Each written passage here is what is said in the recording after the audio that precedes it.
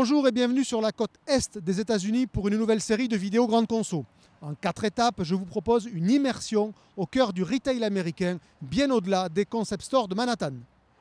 Première étape dans le Connecticut, au nord de New York, pour découvrir Balducci, une enseigne locale qui illustre deux tendances du retail américain.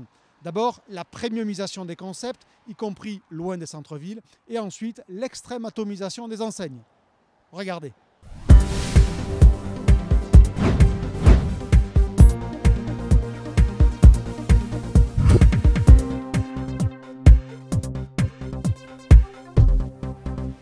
En apparence, c'est un paradoxe. L'enseigne Balducci a déjà plus de 100 ans et ne compte que 11 magasins seulement.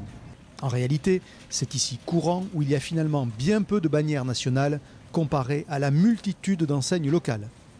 Dans son concept, Balducci illustre aussi la premiumisation du retail, même loin des centres-villes. Ce Balducci est classiquement implanté en périphérie, mais dans une zone huppée où, de manière presque caricaturale, 95% des habitants sont blancs et riches.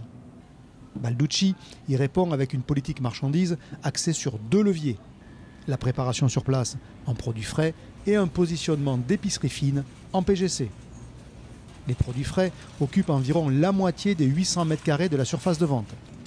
La préparation sur place est largement revendiquée et se retrouve dans les fruits et légumes, avec 70 références prédécoupées, et dans ces 3 bars, à olive, à mezze, et celui plus classique consacré aux soupes, salades et plats cuisinés. Même niveau de préparation au rayon traiteur, avec 30 plats cuisinés différents. En PGC, Balducci fait le choix d'une politique marchandise radicalement différente des enseignes mass market comme Walmart ou Target. Les marques sont peu présentes et lorsqu'elles le sont, c'est via des produits très différents. Exemple avec Coca-Cola et ses déclinaisons framboises de Californie ou pêche de Géorgie. Sur certaines catégories, Balducci nourrit son positionnement plutôt italien avec un choix extra large. Ici, les vinaigres balsamiques avec plus de 30 références. Le tout évidemment mis en scène en cohérence avec le positionnement. Tous les fruits et légumes sont dépotés, la plupart des têtes de gondole théâtralisées et l'ambiance d'achat très éloignée des supermarchés classiques.